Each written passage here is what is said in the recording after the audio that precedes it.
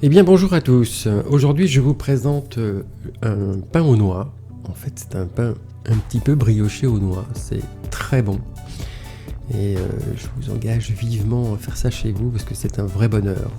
Alors commencez par peser les éléments qu'il nous faut. Il nous faut donc du lait, on va commencer par mettre au fond de la cuve. Ensuite le sel, voilà, peut-être le sucre ça. Alors le sel, le sucre ou le sucre, le sel, comme vous voulez. Ensuite, la farine de seigle, pardon, j'allais dire la farine de sel. Non. Ensuite, la farine blanche. Voilà. La pâte fermentée, la levure. D'accord, on me contredit. Tant pis. Voilà, la pâte fermentée.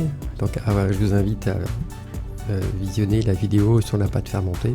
C'est un des exemples justement de ce pain aux noix où on utilise cette pâte fermentée. C'est un petit peu le but, un des buts de cette vidéo.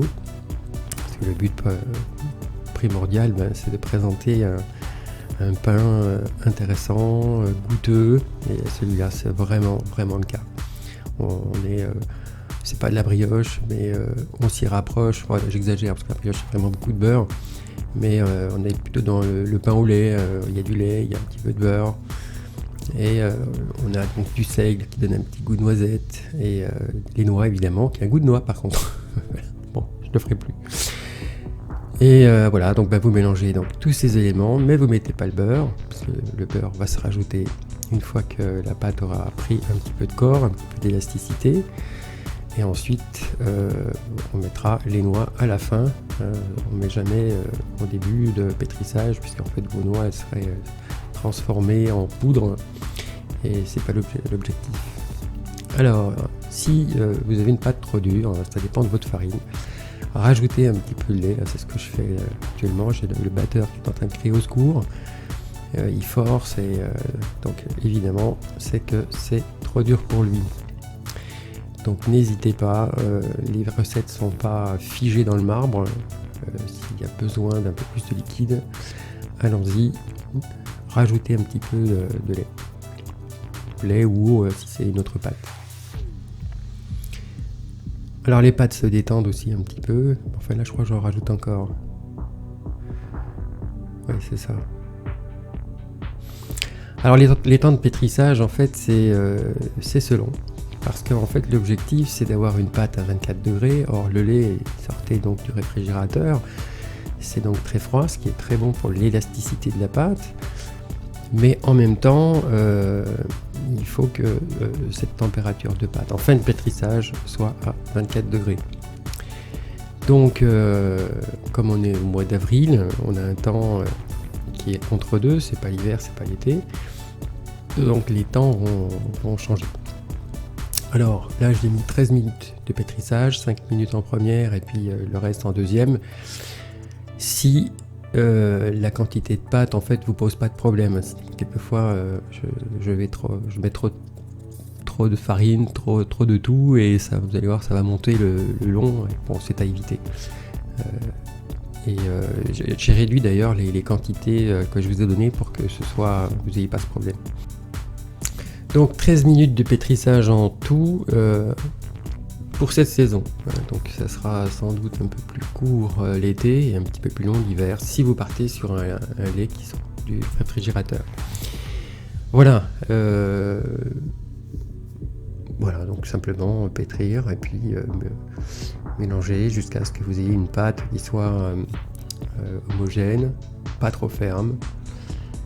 Elle l'est un petit peu quand même. Je vais rajouter un peu de lait, mais vous allez voir sur la fin, on a quand même une pâte qui est pas super souple. Mais tout va bien, ça se passe bien quand même. Allez, on avance un petit peu la vidéo de manière à ce qu'il n'y ait pas 13 minutes de pétrissage réel. Voilà, là ça commence à devenir un petit peu plus lisse. On sent que la pâte commence à prendre un peu d'élasticité. Et je vais faire une première vérification avec le thermomètre pour savoir justement où elle en est. Voilà, 19.5, 6, 5, voilà. Bon donc c'est encore un petit peu trop frais.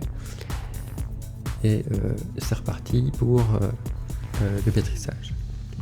Ensuite, eh bien, on commence à préparer un petit peu le beurre. Alors moi je le tape un petit peu avec un petit peu de farine. Vous pouvez le faire entre 2 feuilles de papier sulfurisé. Ça se fait beaucoup maintenant dans les vidéos. C'est pas une obligation absolue. J'ai l'habitude de faire comme ça depuis des années. Ah bah ça y est, on est à 24 degrés. Voilà, c'est le moment de mettre le beurre. Donc tapez. Ne le fondez pas. On a besoin des propriétés plastiques du beurre. Donc si vous rajoutez du beurre mais liquide, il agit comme un liquide. Et donc vous avez une pâte qui va chauffer. Alors 24 degrés c'est la bonne température. Si vous lui mettez un beurre chaud, vous allez changer les conditions du problème et ça va être moins intéressant. Vous avez un développement qui sera moins bon. Voilà, donc là on laisse bien le beurre rentrer, s'intégrer à cette pâte, comme une brioche, hein, puisque, voilà, c'est l'aspect pain brioché, et ça fait une croûte très fine, ça apporte un bon goût. Si vous faites des toasts avec un pain comme celui-là, c'est extraordinaire. Voilà, une fois que le beurre est bien rentré, assimilé, alors à ce moment-là, il ne reste plus qu'à mettre les noix. Donc les noix, hachez-les un petit peu si elles sont en cerneau. On peut les acheter déjà en morceaux, c'est un petit peu moins cher. Voilà. Et ensuite, il faut simplement mélanger l'ensemble, le tout. Une fois que... Alors là, comme j'ai quand même forcé un peu la dose, là, donc un petit peu de mal à ce que ça se mélange, je vais plutôt le mélanger à la main. Je mets le maximum et puis ensuite je fais le reste à la main. Enfin sinon on le fait dans le batteur, tout va très bien. C'est juste que les yeux plus gros que le ventre là sur ce coup là. Voilà, vous voyez, ça monte jusqu'en haut là, voilà, ça c'est à éviter.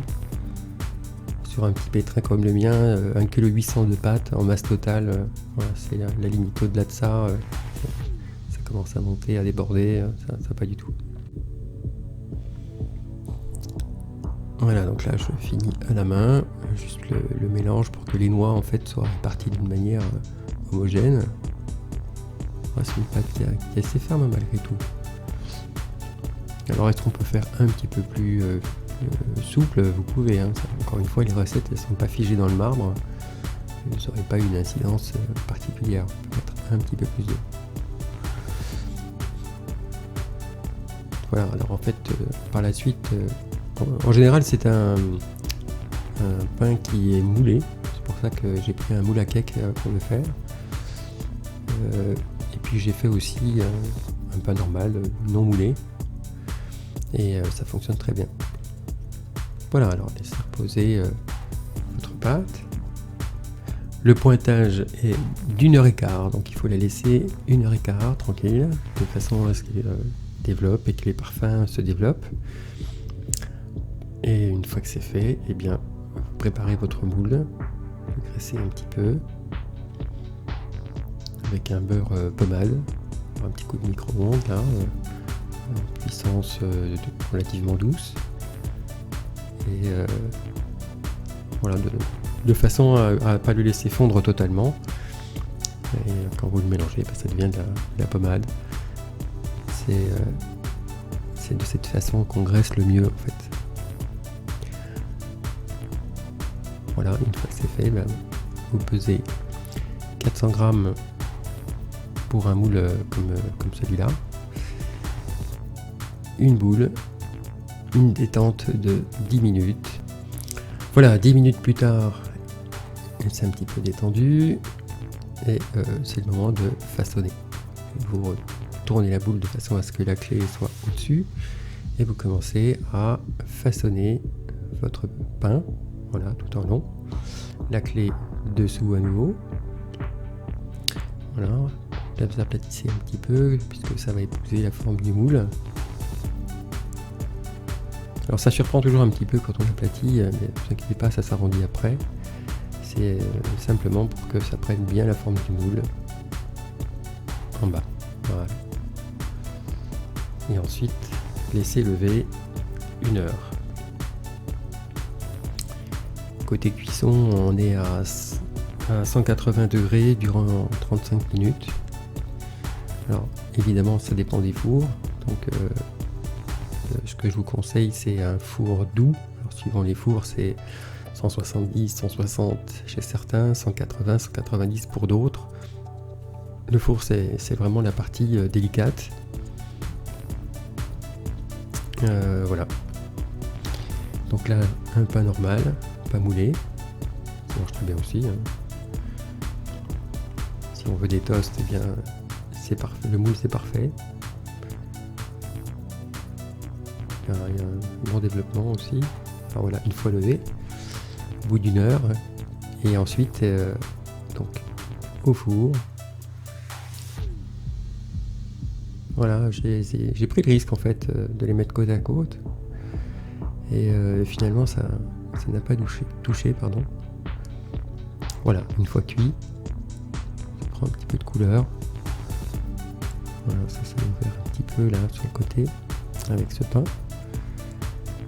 Mais sinon, c'est vraiment que du bonheur ce pain. C'est vraiment très bon. Voilà, eh bien, j'espère que cette vidéo vous aura plu. Merci de liker si vous avez aimé, bien sûr. Et je vous souhaite un bon courage pour arriver à faire la même chose chez vous. C'est pas bien compliqué.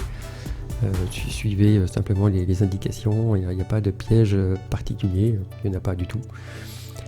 Et puis voilà, je vous souhaite une très bonne journée. Et puis à très bientôt.